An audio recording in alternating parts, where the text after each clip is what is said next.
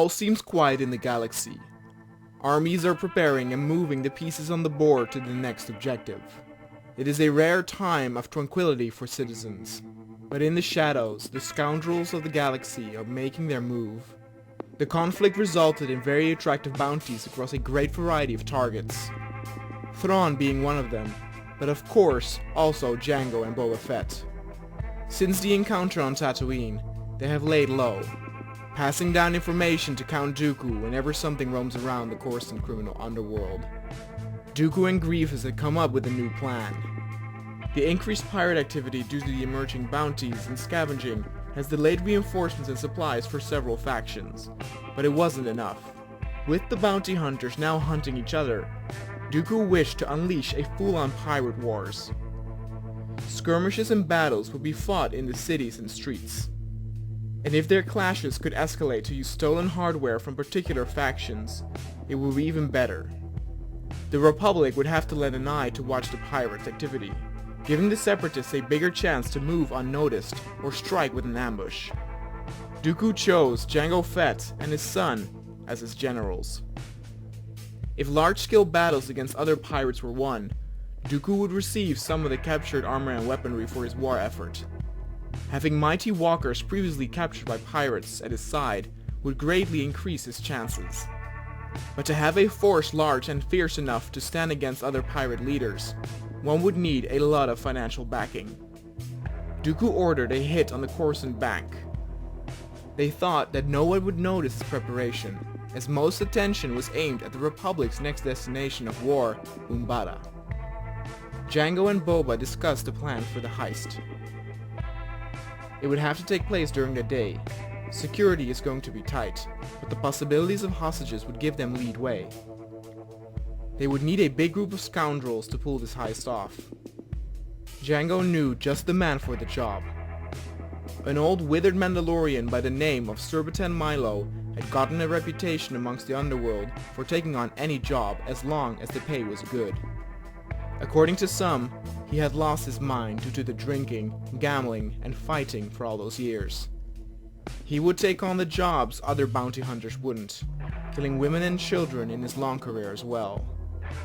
Surbiton, who had no interest in supporting the warpath of Mandalore, agreed to help the two bounty hunters to steal from the bank. Due to the high-profile bounty on their head, Jango and Boba Fett would not partake in the heist.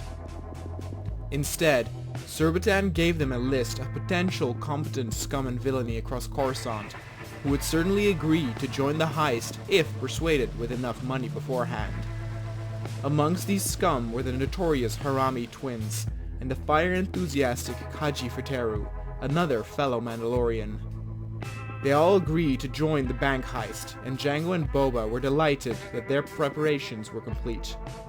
But these preparations did not go unnoticed. Though Coruscant police forces were not seen as a big deal, their underground troops were of a different kind. They were ruthless, intimidating, and strict. But many were also tempted by corruption, often making deals with crooks or turning a blind eye if compensation was provided. One of these police enforcers was Shane Elquhar. His informants over the last few days had notified him of strange behavior amongst the streets and bars.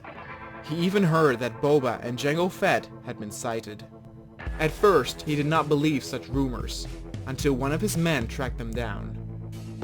Shane and 3 others followed the two bounty hunters for a while, and found them discussing the heist plans at an abandoned junkyard.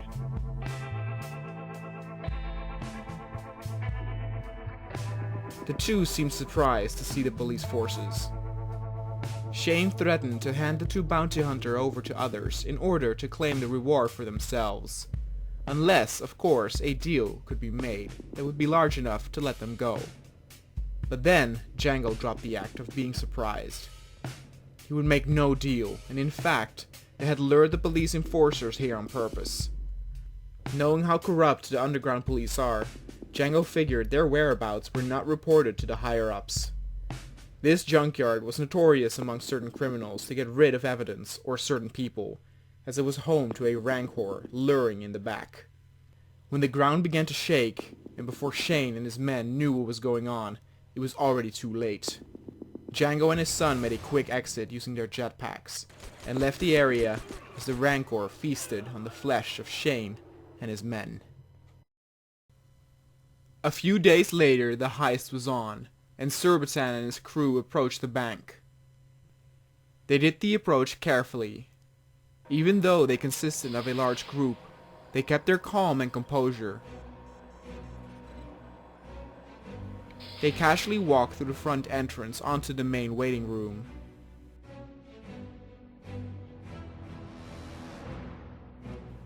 A lot of civilians had woken up early that day to do some business with the bank. Then Surbiton and the rest drew their weapons and shouted loud and aggressively for people to hold up their hands. Panic broke out and many tried to flee in the chaos, as some did manage to escape. The rest were lined up against a wall with their hands behind their heads. They would be their leverage to keep the police from breaking in. This of course was useless against the internal security, who surely by now had already hit the alarm and sent in their units down the hall. Kaji and some of the others would deal with them, as Surbiton would look for the manager. Small but deadly skirmishes broke out at the bank. Blasters were the least of the security force's problems, as the fire-crazed Kaji set their skin and parts ablaze. The flamethrower was very intimidating in such a confined space.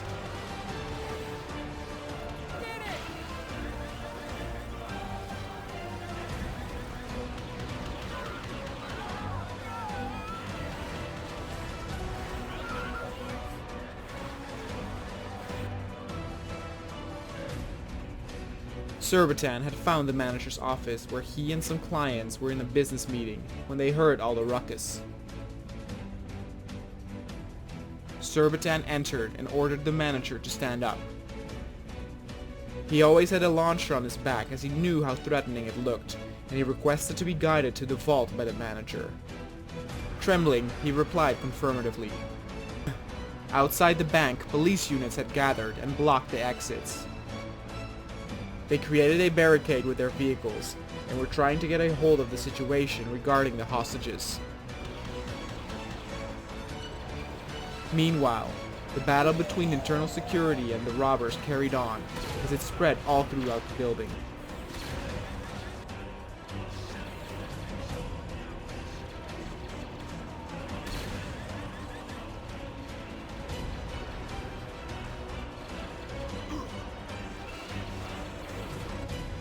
Surbiton and the manager had arrived at the vault, and held at gunpoint, the manager opened it. It revealed the bank's stash of credits, and Surbiton ordered those with him to immediately start collecting the money. Some groups were cut off from the other security forces and cornered. Being cornered made them act like wounded animals, which enabled them to take out a few of the robbers. But Kaji leaped in and made a sudden end to the battle with his scorching wrath.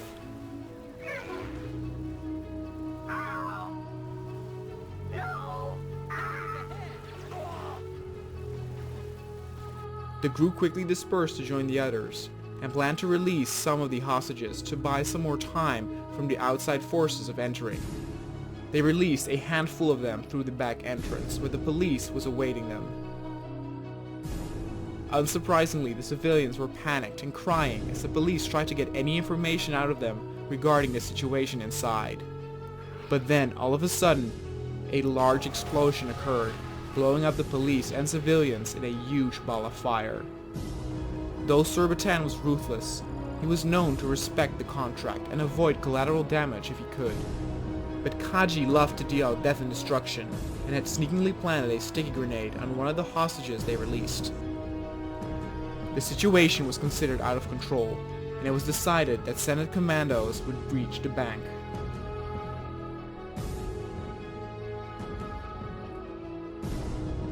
The commandos entered the bank from the front and back. With the commando forces entering the building, time was running short. Surbiton told his men to quickly grab whatever they could still carry. He then had two of his units detonate bombs at one of the walls to escape. This is where the group split up again to confuse the pursuing police. One group would head to an open flight deck to escape with a small shuttle, while the others with the collected credits headed the opposite way to a hidden area where Django and his son awaited them at the drop-off point.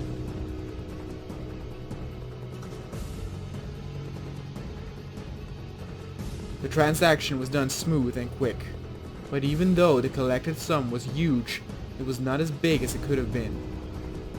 Kaji's cruel prank had cut their time short for collecting more credits.